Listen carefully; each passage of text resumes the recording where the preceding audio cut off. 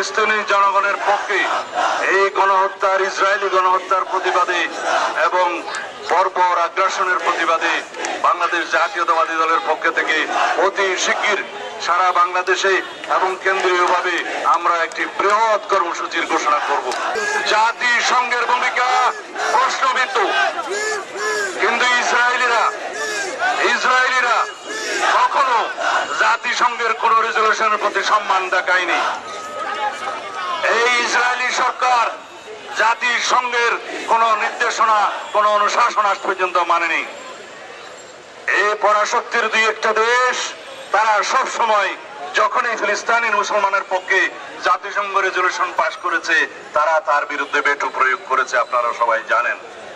তার মানে হচ্ছে ইসরায়েলের মদতদাতা এই কয়েকটি পরাশক্তিকে তাদের ভূমিকা নিয়ে সারা বিশ্বের মানুষের কাছে জবাবদিহি করতে হবে।